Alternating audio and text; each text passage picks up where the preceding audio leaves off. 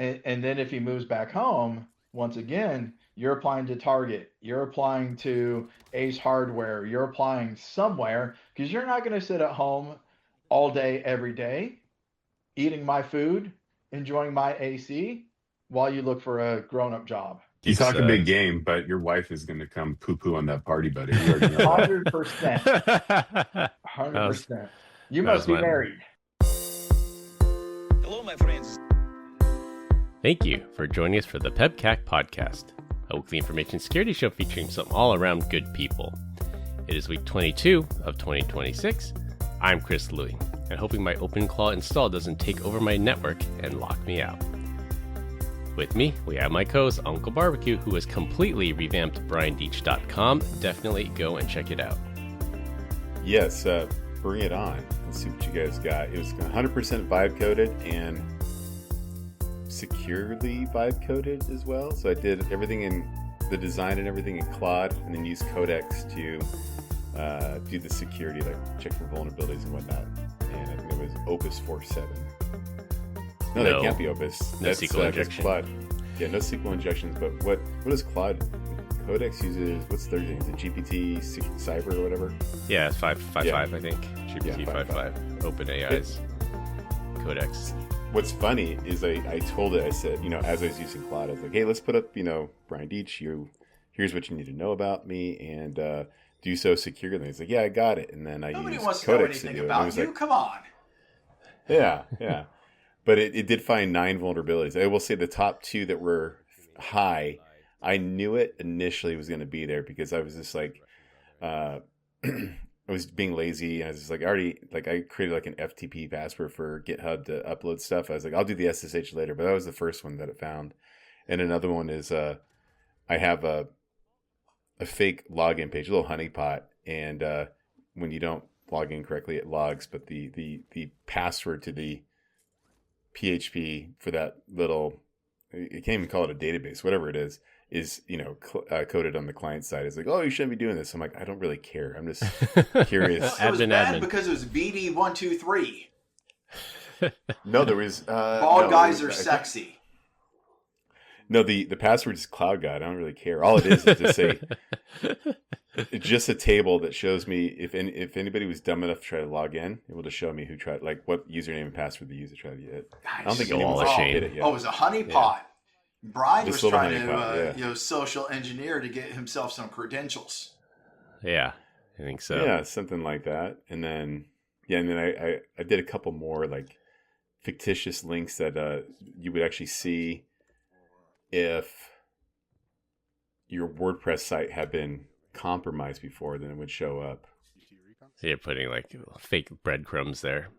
No, but it did something fun here. I'll show you guys, and you guys can describe what you're seeing here. Here's the reports, and I type in something. If you type in the wrong password, skeleton with doing the loser L sign. Yeah. But funny. You used the wrong hand. You should have had it the backwards L. Oh, look, I don't even know what my own password is. I thought I'm going to have to double check that one. Yeah, use your password manager. Instead, he's just let his browser remember passwords. Oh, there we go. So there you go. There you go. We try to get in. Yeah. It just throws it in here. I will put a banner at the top that says... Who tried to log in? You should say which losers tried to log in. You log their IP. Yeah, and if you go to, BrianDeach.com. Can you spell your own name? And this website doesn't actually exist, so we have Ben. It's a decoy.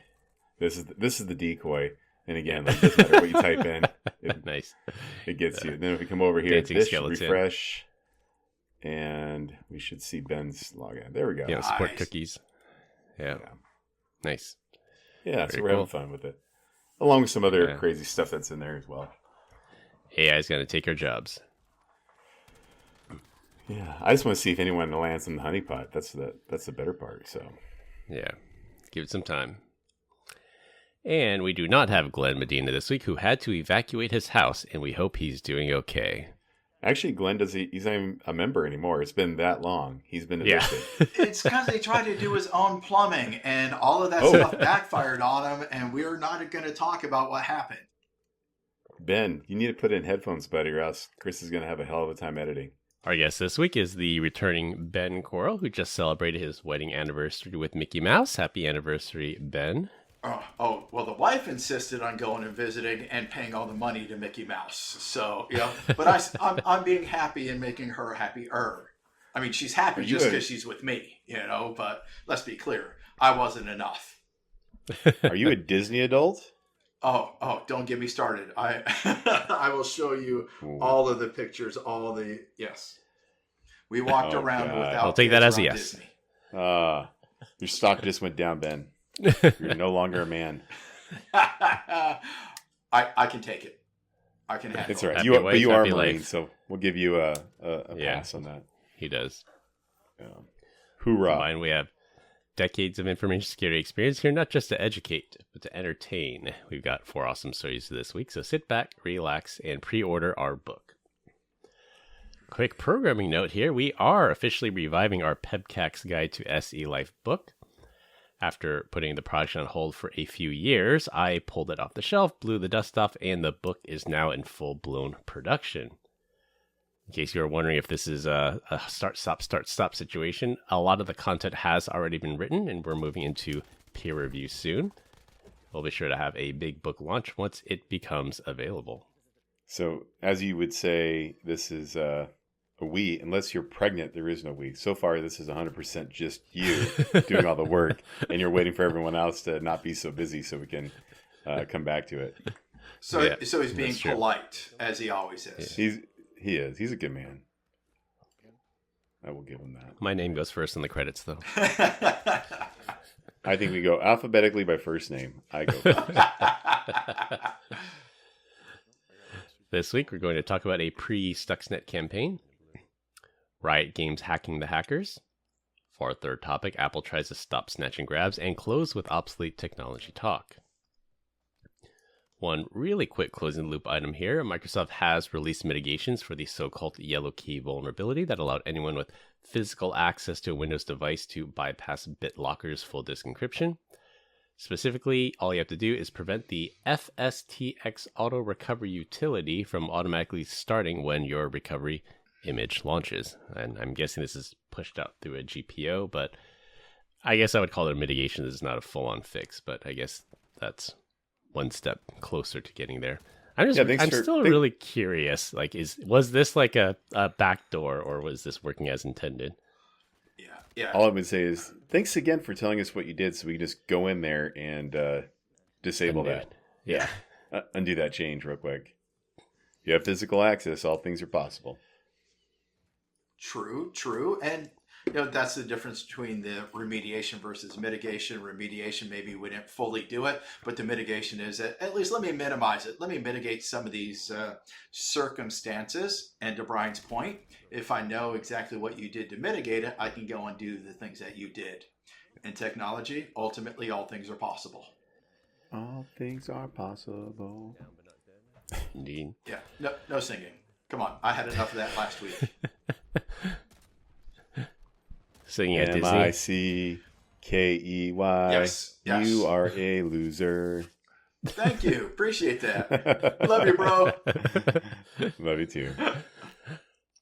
For our first topic, I wanted to save this topic for when Ben came back on the show, as this will get quite geeky, and I'm going to have to lay this one out, so bear with me here. Fast16 isn't just old malware. This is a precision-guided software nuke from at least 5 years before Stuxnet. So we're talking about the 2005-ish timeframe, about 20 years ago from now. It was surgically going after high-precision industrial control software, basically advanced math software used only on things like nuclear reactors, dam design, and civil engineering. The kind of targets that make it undeniable that this was likely state-sponsored. The shadow brokers are referenced in this Fast16 leak. Those of you working in InfoSec about 10 years ago remember that this was the hacking group that dumped a ton of NSA hacking tools. Fast16 really is diabolical, and I do mean this in the best way possible, but you have to be an absolute psychopath to think up things like this. Now, Fast16 at its core manipulated data in memory, specifically high-precision math data. And what would you need high-precision math data for? Well, further analysis shows that the Fast16 malware only triggered on computers in a specific country, hint, hint, when calculating the yields of explosions that were a result of enriched uranium. So just think of a nuclear weapon. Of course, the suspected target country is Iran. This does predate Stuxnet. So if Iran uses software to test for, let's say, conventional explosives, not nuclear weapons, the data would have been fine. The other part that makes it so diabolical is its worming capabilities. So once a system was infected, it would infect other devices on the network, presumably because if one scientist was getting weird numbers, they tried on another machine and another machine to verify it so that they would get the same flawed results, because this virus just spread throughout the entire network. Now there's even a section of code that literally says, nothing to see here, move along, and that should have thrown up more red flags than a Chinese military parade. I love the analogy at the end. I love that little thing. But again, this is pure genius with the logic behind this. I'm reading this. Like I said, I was impressed. Checking the origin of the system, because after all, when the Windows sysadmin, when your sysadmin, Unix, Windows, whatever builds a system, it's of course going to say, what is your location? Why would they choose to say that you're not in the country that you're in? Then they'd have to add in different language packs, all of that thing. Even the stinking weather app that's going to be there on a system, you want that to be accurate. So of course you're going to say the country that you're in. So again, brilliant that you're checking the origin of it. Then there's that logic, the programming, that normal explosive yields, they're not going to trigger anything. Somebody is putting some thought and logic and everything here. Why reveal yourself for non-important things? Logic bombs. They're only going to detonate when a certain criteria is met. So they're putting and this is like really, really limiting the imaginary blast radius of this, because like if Iran was building like a dam, like you don't want to mess with their calculations for building a dam because that could have dire consequences. But yes, if they're building a nuclear weapon, well, most norms would say, yeah, we can mess with their data if they're trying to build a nuclear weapon. Yeah. I don't care if you're doing X, but if you're doing Y, yeah, I care. The world cares, absolutely. And then looking at these dates here, 2005-ish of the world, that the worming capability, that was just the era of the worm. So think Code Red, Nimda, Blaster. Those were the days of that worming technology that was just going and knocking down all these different organizations in that late 2001 type era. So again, that code creator being there thinking about if we get these weird looking numbers on this system, the first thing you're going to do is try to replicate it on the next system. Oh, well, if it's only that one system, we just stop using that one system. So knowing that you need to put it on all those other systems and using that same, again, kudos to the mind behind who is able to create this as well. All of those different calculations, I am impressed. So this is like total chef's kiss. Absolutely. Like a lot of thought went into this. And that's his thing. This was done decades, not just years, but decades ahead of the AI revolution that we're now living in. So no vibe coding, Mr. Deitch. They did this on their own actual coding. This is code that Dade Crash Override Murphy would be proud of. What's the movie reference, Brian? No idea. Chris? Swordfish? Crash Override? You don't know that one?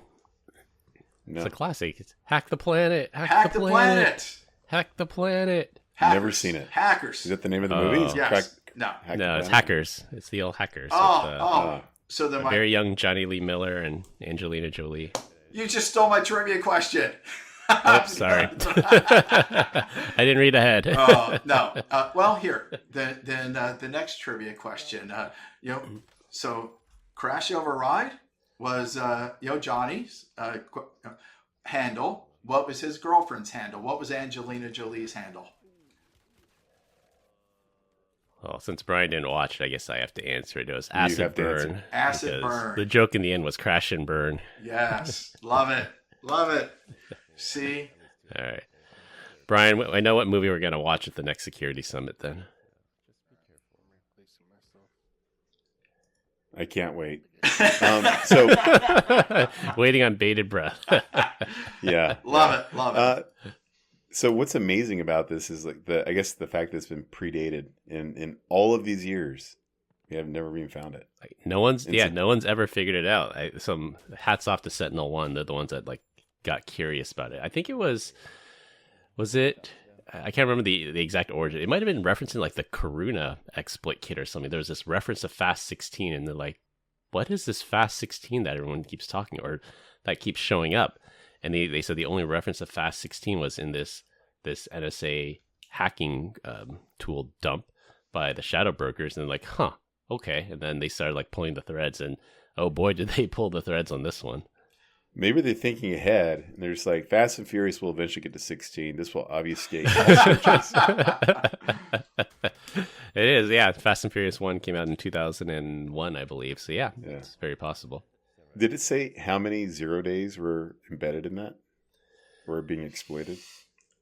I don't think this one knows, not specifically, because it targets like one specific piece of software. Yeah.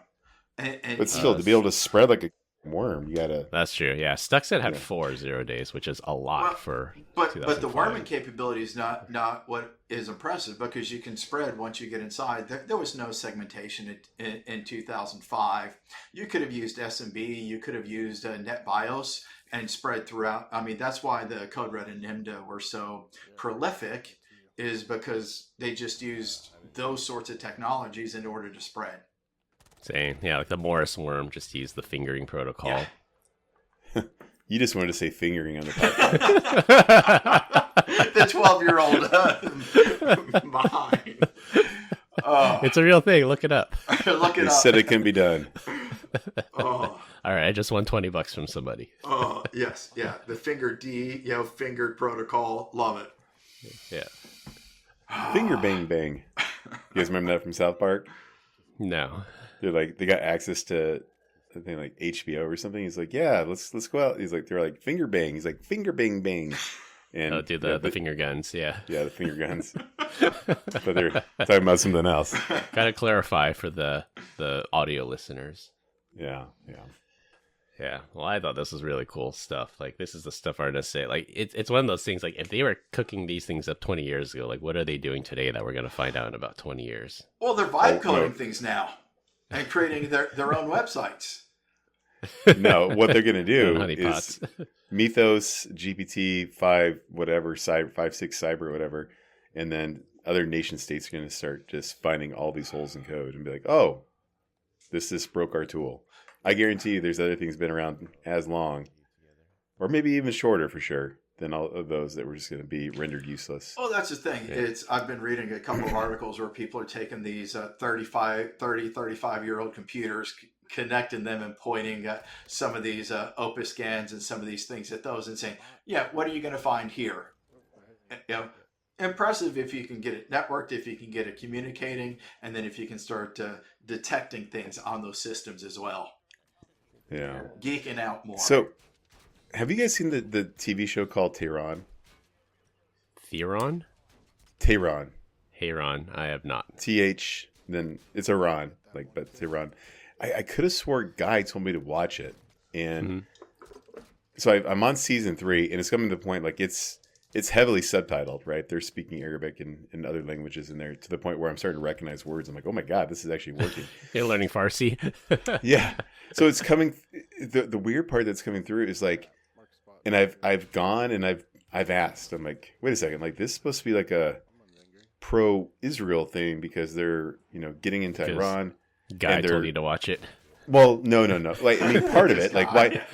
So that was the first red flag because like I'm watching it.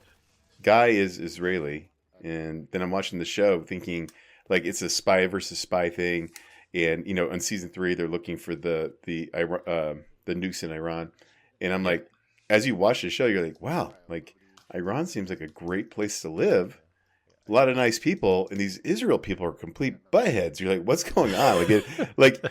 And then like you come to find out it's just like they intentionally made it to make the Iranian people more relatable and sympathetic. I'm just like, I don't understand. Like I really felt like it was like a real pro-Israel thing, but you watch it and you're just like, I don't know that it is. But I will say in season 3, they're doing some of the stuff, like they're showing the bad of, if you're a woman and you happen to make eye contact with a man in the streets, like what happens to you. The morality police. Yeah. It's kind of wild. But you guys haven't seen that show? I have not. I have not. Now, no. I pulled it up on Wikipedia, of course. It looks like season 1's from 2020, season 2's 2022, and then season 3 was 24 and 25. So, all right, I got it open now. Every 2 years, yeah. So we'll see. We'll see how this ends. I will also say, without spoiling too much right here, what is the name? IDF? Israeli Defense Force. Yeah. Do they have a version of the CIA, or is it just the IDF? That's like their Yeah, CIA, you got Mossad, IDF. you got IDF, Yeah, you got Mossad. Yeah, maybe Mossad would be closer to that. Yeah. Yeah. So Mossad's everywhere in Iran. They're looking for this one woman, but there's literally probably thousands of Mossad everywhere. Like, I'm like, why are you guys so focused on this one chick? And then 2, anytime they're doing an operation, they have like complete control over every computer, camera in like any government building in Iran. I'm like, you guys could have just done this remotely. Like, why are you sending people in? Like, I don't understand. Because AI is not going to take every job. Those are some of the jobs that AI will not take. They're just like, human intelligence on the ground. You're like, let me hack the power plant real quick. Okay, I'm in. Wait, no, it doesn't work like that. And then it shows like every once in a while, it'll show like a glimpse of like what the lady's doing on the computer. And it's just like Telnet. I'm like, okay, all right, get the hell out of here. Like, all right, 1999 protocol. But I'm like, if Telnet was open here, and then somebody just like, it's a good show, I guess. I'm addicted to it just because I don't know what the hell's going on. But then in the same breath, they're like, they're smuggling in, stuff to make a nuclear weapon. I'm like, it's Iran. Why do they have to smuggle it in? Like, they just could you just bring it in? Like, it's like an Amazon delivery. Yeah, like why is it and yellow cake? Yeah, pretty much. Yeah, So, anyways, the amount of times I find FTP, not secure FTP, not FTPS, FTP over ports 2021 in the year 2026. Is it 2021 or 2122? 22 is SSH, so it's 2021. Yeah, it's 2021. Yeah, it is. Yeah. Don't make me think. Don't make me question myself. I'm here for you, buddy. All right, for our second talk, we have 2 of my favorite story themes here. Number 1, online gaming, and number 2, hacking the hackers. Riot Games makes the popular game League of Legends and Valorant, and with popular video games come the flood of cheaters and the cat and mouse games of detecting and banning cheaters with their proprietary Vanguard anti-cheat software. This past week, Vanguard stories dropped on the internet, and the internet collectively lost its mind because the headlines were just absolutely glorious.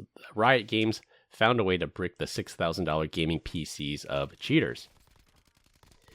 In response to the internet uproar of clickbait titles, Riot came out swinging and said, no, we're not bricking your PCs with their Vanguard anti-cheat system. They said they would not and cannot do that, which I do believe them when they say that. What's really happening here is Vanguard is now actively destroying direct memory access, or DMA cheat firmware. For the non-gamers or the ones who actually play fair, DMA cheats are hardware level stuff. So you plug in some fancy, it looks like a graphics card. So you plug in this card that lets you cheat at a very low level. It gets to the direct hardware level, bypassing a lot of the software protections.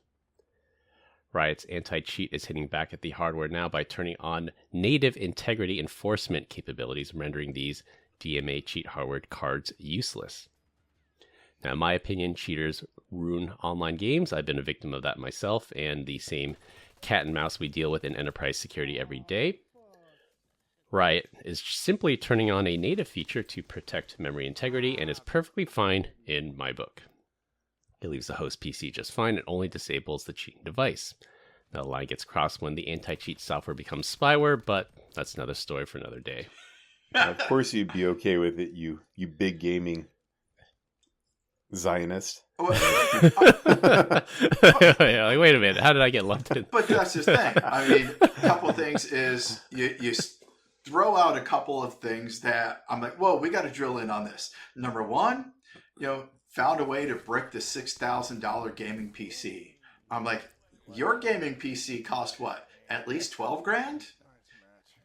Mine, no. My gaming PC is actually from 2020. It's horribly obsolete. Yeah, obsolete because he spent 12 grand on it and it still works. So yes.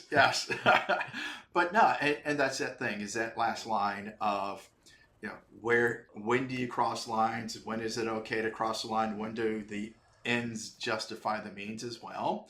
But when the good and the right thing is being done, when does it blur? I do agree with you, stopping cheaters and leveling the playing field. It's not just right. I believe it's the responsibility of the game maker. If they create an online multiplayer game and their intentions or expectations are that folks are going to play together or against each other, so I'm not playing against the system, I'm playing against you, I'm playing against Deech, then that manufacturer or the host is obligated to prevent cheaters. In order to do this, I expect them to have some sort of monitoring and detection mechanisms in place for certain types of activity that would, EUB, end user behavior activity, game player activity, that would indicate that one is in fact cheating. So I say create a cheaters lobby, just throw all the cheaters in one place and let them bang it out, right? Brian is describing the enhanced games that just came out. See? Which I don't think they broke any records, right? One. They broke one. What was it? Failure It was to a pass a swimming drug one, test? I think. I can't remember. Okay. There's one, and then one guy that did not use steroids, but he used a banned swimsuit. Like, he broke the record by using this banned swimsuit. I'm like, how can first of all, why would you ban a swimsuit? Like, what's a performance enhancing swimsuit? Like, I don't know. Especially on a dude, right? Does it just like, or is it like like it's just covering your junk? Like, how big was that guy's dong that he needed to creating drag? Yeah, it's so much drag. And it takes him 30 minutes to get into that swimsuit. 30 minutes. I've actually, yeah. Oh, what if the swimsuit turns your dong into a propeller? A propeller. Helps you. Yeah, that way you can go faster. Get a little extra propulsion. Yeah, that makes a lot of sense. Okay, we'll just go with that. Wow. All right, you totally derailed me. Now but sorry.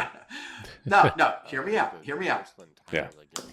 Take those coders from the first story and let them start deciding and figuring out ways of finding and punishing these cheaters now. You said, what are they doing now? 20 years later, I think this would be a good use of their talents. Yeah, that's I can't remember if Apple was like that, because Apple has like a love-hate relationship with the jailbreakers, and I think it's like, well, they hate them because they keep breaking their software, but they also like want to hire them because they're really, really good at finding Apple vulnerabilities. Yes. So Mikey, my son, is huge into jailbreaking, and he says like that entire community is down to like one guy, and that one guy is pretty much given up, and the rest of that community went to go work for Apple. Yeah. And so like they joined the light side. I think there was a recent jailbreak for like iOS 17 or something like that. Yeah. Which is crazy because you just have to hope that you have an iOS device running on that OS. Otherwise, there's nothing you can do. Yeah. Yeah. So you're saying Michael's going to get a job at Apple soon? Hey, there's worse places to live, I think. Not a bad thing. Yeah, still a good company to work for. Yeah, but again, I do believe that it's the responsibility of these game manufacturers to have some level of oversight and controls to prevent the cheating.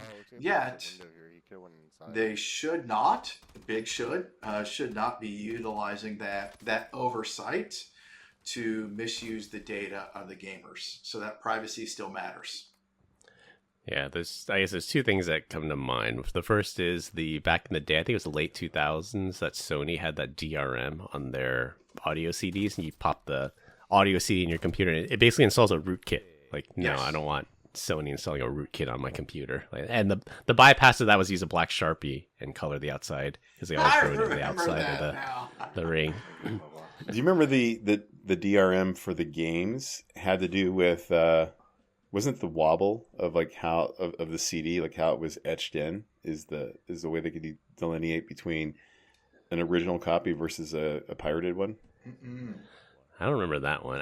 Remember the big one within the last like 10 years was Denvuno or something, where it gets its entropy from something completely random on your machine, and then it's like nearly impossible. But that's how it gets the private key, and then it's like nearly impossible to break. Come on, But, now okay. I'm still thinking back to the Nintendo day with Contra, with up, down, down, left, right, select, start. All of that. Funny enough, that's an Easter egg on my website. The Konami code. You should try entering that in. Did either one of you guys ever have for the Nintendo DS the R4? I had the R4. Yeah. You did? Okay. See, Go run and get it. If you give me 2 minutes, I can actually run and get it. I know Chris exactly where comes mine for is. money. I mean, So I don't know if it's money, if it's lack of money, because the whole point of the R4 was you can't afford the games. So you had to buy this device to get games. yeah. What's funny is once Nintendo sued R4 out of existence, that a bunch of shell or fake companies came up with like different versions of the R4, but then they were all time bombed, so that after a certain amount of use, they just bricked that we'd have to go out and buy a new one, and then that got reverse engineered with different software. Yeah, it was kind of wild how that all worked. Going back to logic bombs. Yeah. The other thing I was going to say was the game makers being invested in stopping cheaters. Like, I think financially they have a motivation to do that, because there are certain games that are completely ruined because of cheaters. Then no one plays it. Like the Call of Duty, specifically World at War, so Call of Duty 5. They still have online service for it, but literally no one will play it because it's just filled with cheaters, and Activision won't kick the cheaters from that. So just nobody plays it anymore. And that's the thing. It's not always just the cheaters, but you have the pay to play, and you have people that'll drop $100 a month, whatever, and then you have the casual players. They're never going to have a good gaming experience. So it's pay to win. They call it pay to win. Pay to win. Yeah. And how do you find and how do you allow the casual players to be on their own instance? And then you put those highly competitive ultra ones that are out there. Otherwise, they're going to end up bullying, and those that might turn into pay to play later, they just leave their never platform. get that far because they just quit. Yes. They just get mad and they quit. Yeah, because Deech plays Fortnite, and they have the model where you can pay all the money you want, and the upgrades are purely cosmetic. You get no benefit whatsoever. I know, that's why he still sucks. Cosmetic. I mean, he looks good, but he still sucks. Well, I mean, and nowadays you have all these universities and stuff. They have these esports teams and all of that. I mean, they're literally gaming in school and coming together as teams. I mean, they've got JV, they have varsity. I mean, this is real life. Yeah, millions of dollars on the line too, and it's fun. Yep, I love poning noobs.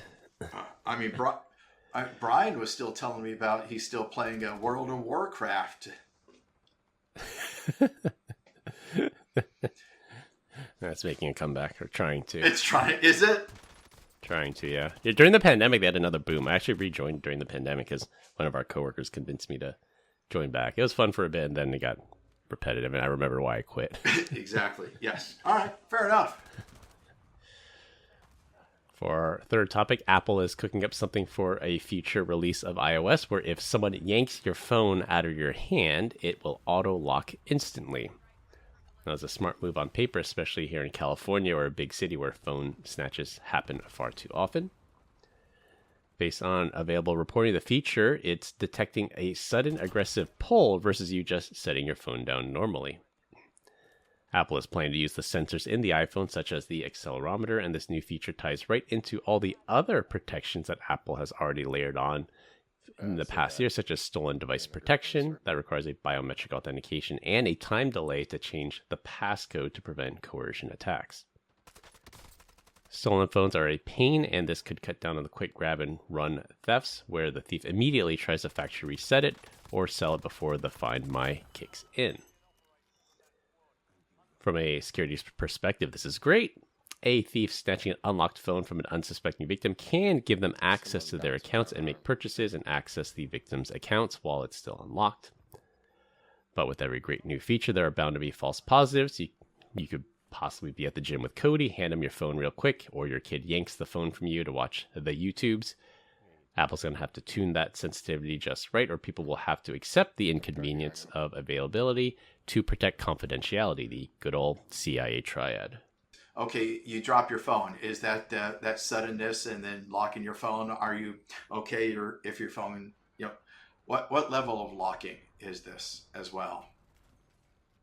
No, but again, I commend Apple for coming out with this feature, because this is a problem. You've got these $1,000, $1,500 phones, and somebody snatches it, grabs it, pawns it for $300, sells it to somebody else for $300, and then all of a sudden that person's like, "Ooh, I got a $300 phone," but now you have to go and replace it.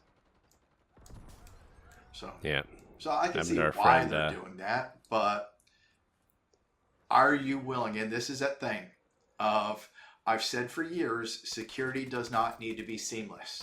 People are willing to accept security controls. People are willing to accept a man trap. People are willing to accept swiping your badge to get into a building.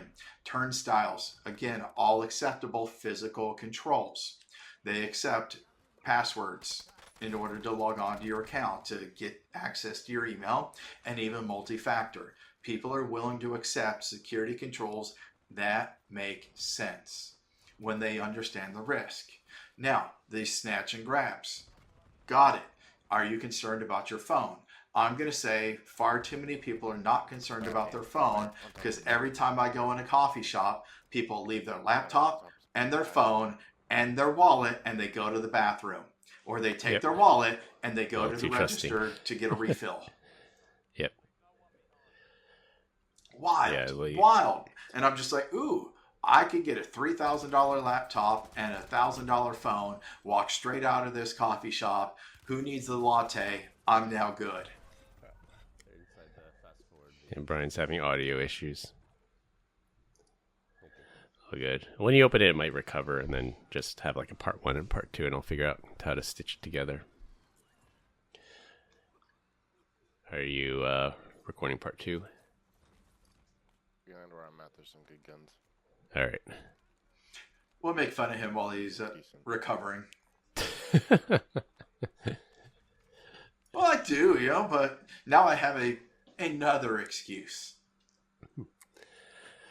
Yeah, I live here in the Bay Area, and for a while, I did take public transit, actually, for the first decade, maybe, in my career. I took public transit, and I saw my fair share of snatch and grabs. And, I mean, it's one of those, you live and you learn. You learn lessons living in a big city, that you don't pull out your phone, or back in the day, it was an iPod. You don't pull out an iPod near the exit door, because someone just run up, snatch it, and then just run out that exit door. And then I would say when I took the train up to the city during RSA, there's a guy on the BART train. He had over-the-ear headphones on, so noise-canceling headphones. He had his laptop out. He had like 2 phones on the seat next to him, sitting right next to the door.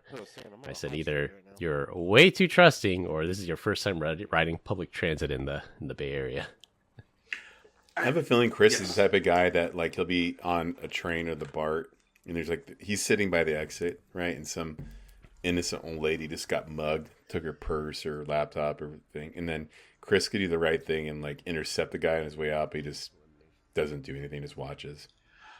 So messed. Drop kick the guy. No, see, you're the one who's going to chase the guy just so you can tackle him and take him down, and Chris is just going to hand the old lady $500. I'm so sorry that happened to you. Here, make sure you can get home.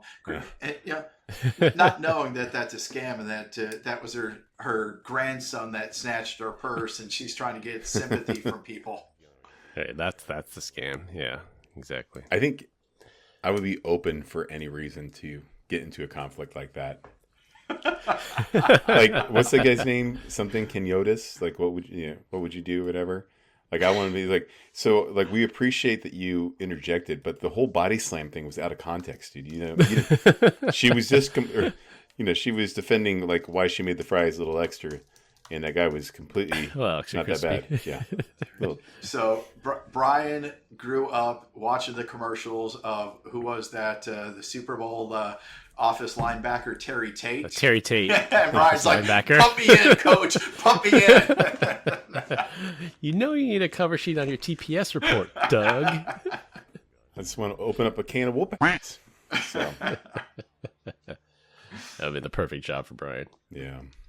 There's a reason I work from home and I rarely go into the corporate office. I can just hear Brian's feet running through the halls. Nope, not playing this today.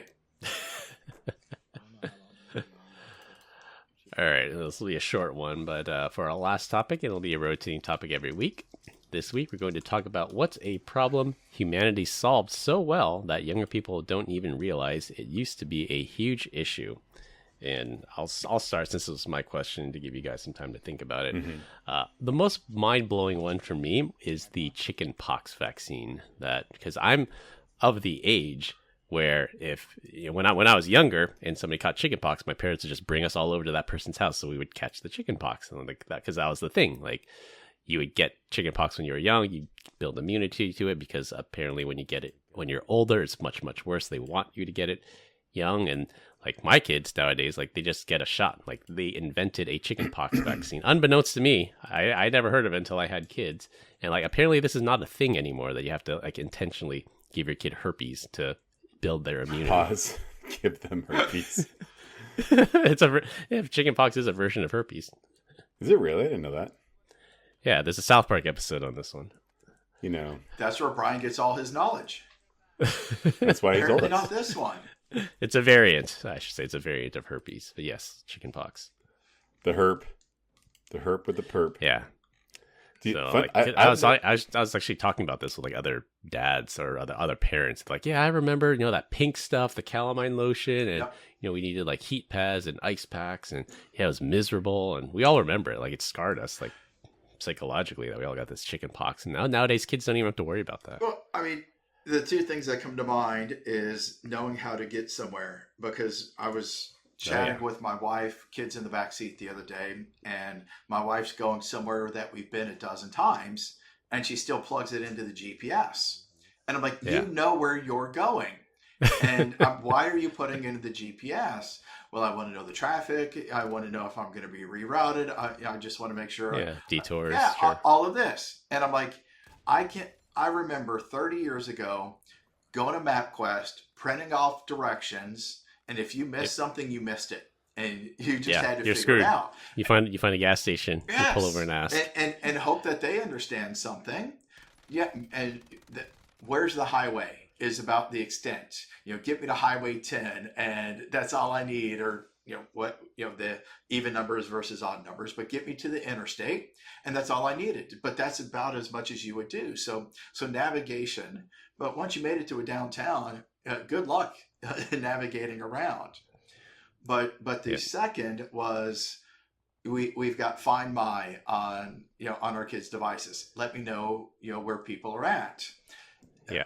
Just craziness of being out and about, not knowing where anybody was at, but also I needed to make a phone call, and I was like, I had to look to find a payphone. So last week, again, we were hanging out with Mickey and friends. We were at Disney Springs, and there was a payphone on a wall. And my 15-year-old's like, what in the world is that? Like, that's how we know we're old. I'm like, what do you mean, what is that?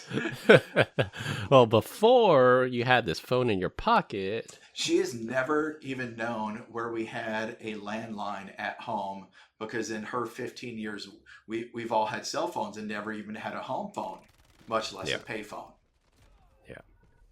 So like Ben, I have two. The first one I had to edit out. Porn, the access to porn was so hard. I used to have to walk. Pay the guy at the convenience store. Right? Yeah, you didn't have to steal it or your dad's closet. Yeah, like go walk down the creek and hope to find like a muddied page that you can like kind of hone in on. Box. Yeah. I remember my stack like in 5th grade was like just torn pages of stuff, just kind of assembled that hid in the box spring of my bed. But yeah. So on the note of what you can actually put on there, I would say information access, right? Like it used to be, you'd have to read the book, right? And then the book became digital and it's Control F. Now you don't have to do that. You have to just Option F. Now you just go to Google or ChatGPT and just find the answers so much easier. You don't have to go to libraries. You don't have to get an encyclopedia. You don't do any of that.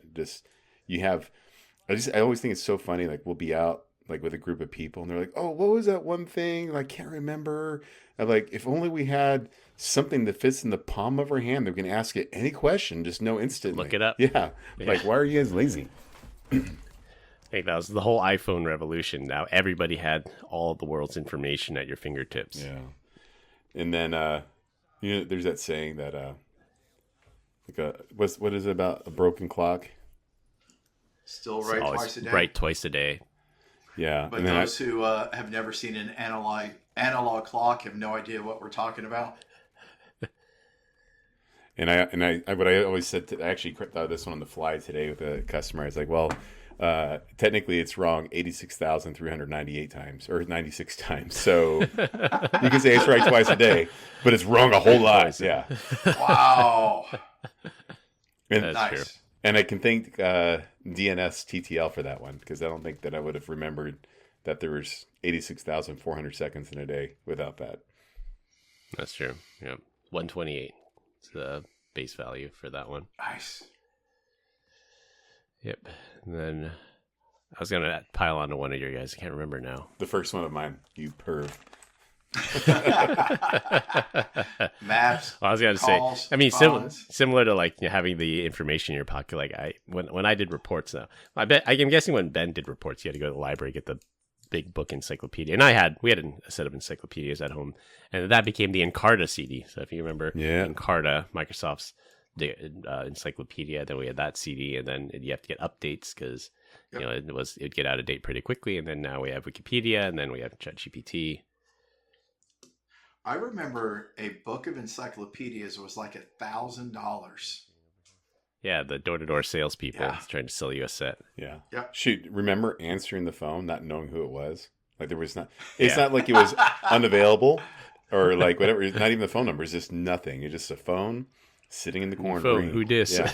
Who dis? Oh. Who dis? See, going back another movie reference, Sneakers. The answering machine was one of the things tips off. So yes, an answering machine because you didn't want to answer the phone, you let it go to the answering machine. See who it is. Screen your calls that way. Yeah. So, Chris, going back to your statement of having to pay out the convenience store person. So when I was 16, I was in San Diego on a family trip, and I went into this shady area of town, and I was like, I'm going to try to buy some adult content. And the guy let me buy it. And I was like, wow, this is awesome. So then I went back, and then the next day I came back, and this time I doubled up, bought some more. And then on the third day, he's like, hey, dude, how much do you need? He's like, you're not old enough to have this. I've already done you a solid. And then I ran away embarrassment. Yeah. Yeah, he did you a solid. Yeah. Pun intended. All right. Well, I don't think we're going to top that, so we'll end it there. Yeah. We continue to get great comments about our dad joke of the week. Dad joke of the week. This week, our guest, Ben, is up. All right, here we go, Brian. Best joke of the day. All right. Well, only joke of the day so far. R.I.P. boiling water. You will be missed. Not even going to laugh. Took him a minute. It took him a minute. That's how good it was. That's a good one. Yeah. All right. I was watching Lord of the Rings, last weekend, so I'll let you redeem yourself here. What do elves learn in school? Elvish. The alphabet. Not going to laugh. You guys don't understand. I don't like these jokes. You don't have to like them. It's the That's the whole point of a dad joke. It's the one thing if we could redo this whole thing, we would never do this. When we do the Brian podcast, you can cut out the dad jokes. Well, But if it's just the Brian podcast, everyone gets that explicit header on it as well. That everything that we bleep out for him. That's our thing. That's our signature. That's the reason why people know. They're like, oh, the podcast is over. Don't have to hear this. And they turned off. Yeah. Well, to our credit, we save it to the end. Okay. So you don't like it, just shut it off early. I'm just bitter because I can't think of them. So. All right, to wrap things up, Fast16 predates Stuxnet to take out Iran's nuclear weapons program. Riot Games disable hardware anti-cheat devices. Apple's building anti-snatch and grab technology, and long live MapQuest. That's all I have for this week. We hope you enjoyed this week's episode. Find us on LinkedIn. Links will be in the description. Follow us on Instagram at PEBCAK Podcast. Thank our listeners and subscribers. Rate us 5 stars in the iTunes Store and Spotify, and left us a review. We appreciate you all spreading the word to help grow the show. The best way to find us is search for the PEBCAK Podcast on your favorite podcast listening app. My co-host Brian Deach and our guest Ben Coral. I'm Chris Louie. Thanks for listening. We'll see you all next weekend. As always, have a nice day. Bye, Felicia. Later. And no, Brian, we do not hear that because Zoom filters out the noise. So you'll have to edit it out. So. And stop. Yeah, I'm sure I'll hear it on the Audacity recording. Have a nice day.